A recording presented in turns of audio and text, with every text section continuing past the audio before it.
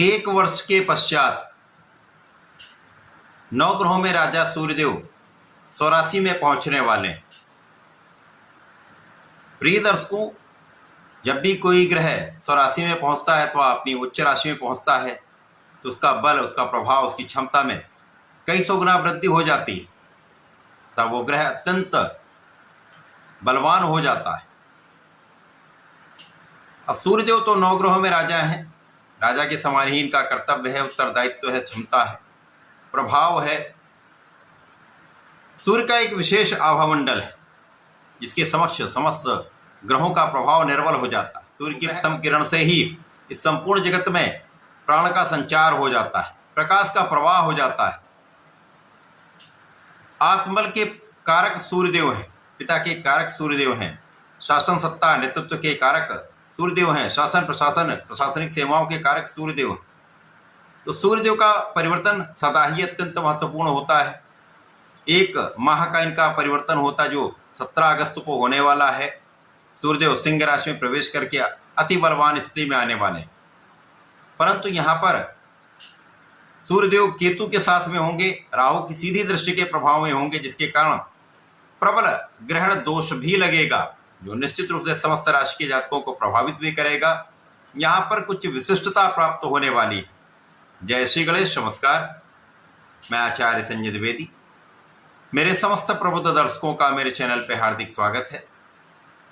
प्रिय दर्शकों, आज मैं मिथुन राशि के लिए सूर्यदेव के स्वराशि परिवर्तन का, सूर्य के स्वराशि में बलवान स्थिति का तथा राहु के ग्रहण दोष का किस प्रकार का प्रभाव प्राप्त होने वाला है, इस समय में आपको कितने लाभ प्राप्त होंगे अथवा कहीं पर कोई समस्या होगी, संपूर्ण विश्लेषण मैं पूर्ण तर्क के साथ करने जा रहा हूं।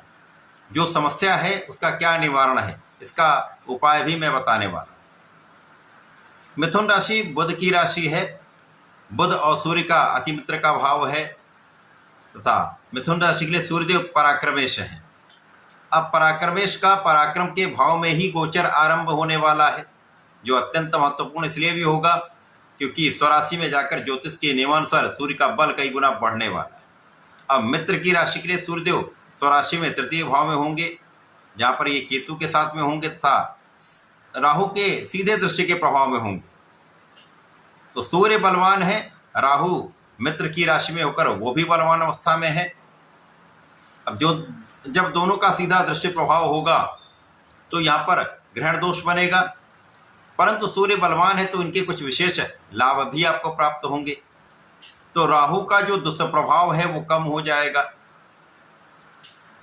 वर्तमान समय में मिथुन राशि के लिए राहु का गोचर नवम भाव में चल रहा है, जहां पर ये भाग्य भाव में होकर परिश्रम को कहीं न कहीं बाधित कर देते हैं। भाई बहनों के साथ अथवा अच्छे मित्रों के साथ कहीं न कहीं कुछ क्लेश की संभावना बढ़ जाती है। बिना कारण के मित्र बन जाते हैं। स्वार्थी मित्रों का आपके जीवन में प्रवेश हो जाता है, जिसके कारण कुछ समस्याएं बढ़ जाती हैं। सूर्यदेव के आगमन के साथ ही इन समस्याओं का निवारण होना आरंभ हो जाएगा। जो क्लेश है वो समाप्त होने लगेगा। यद्यपि पूर्ण रूप से यहाँ पर समस्या का समाधान इसलिए संभव नहीं क्योंकि सूर्य भी ग्रहण में होंगे, लेकिन बहुत कुछ यहाँ पर समस्या का निवारण होने वाला है। इसी प्रकार से स्वार्थी मित्रों से आपको सूर्यदेव दूर कर देंगे, अच्छे मित्रों का साथ मिलेगा तथा भाग्य का साथ पहले से अधिक प्राप्त होने लगेगा।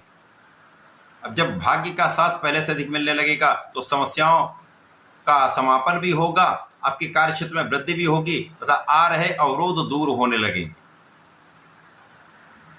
इसी प्रकार से इस समय में धन की स्थिति पहले से अधिक अच्छी हो जाए। धन की स्थिति जब पहले से अधिक अच्छी होती है तो आपके सुख साधन बढ़ने लगते हैं। आप सुखों का उपभोग भी करते हैं, उनका उपयोग भी आप कर पाते हैं। यहाँ पर माता के सुखों में वृद्धि होगी तथा लोगों का संपूर्ण सहयोग आप प्राप्त कर पाएंगे। सूर्यदेव का ये परिवर्तन आपके भाग्य में भी वृद्धि करेगा, आपके परिश्रम में भी वृद्धि करेगा तथा कार्य क्षेत्र में आपको प्रगति के अवसर प्रदान करेगा, क्योंकि इस समय में आपका आत्मबल पहले से अच्छा होगा। बीच बीच में कुछ समस्याएं आएंगी तो अपने को भ्रमित होने से आपको बचाना है। किसी बाहरी व्यक्ति के या स्वार्थी मित्रों के बातों में आने से आपको बचना है। यहाँ पर केवल अपने मन को आप यदि भ्रम से बचाते हैं, बिना विचारे कोई काम नहीं करेंगे तो समस्याएं ना के बराबर होंगी। इसी प्रकार से समय में शासन सत्ता का संपूर्ण सहयोग लेने के लिए कुछ प्रयास आपको बढ़ाने होंगे। यदि शासन प्रशासन में, प्रशासनिक सेवाओं में, सरकारी सेवाओं में हैं आप, तो वहाँ पर अपने कार्य को पूर्ण निष्ठा के साथ करिएगा। किसी प्रकार की लापरवाही नहीं करेंगे तो कोई समस्या नहीं होगी।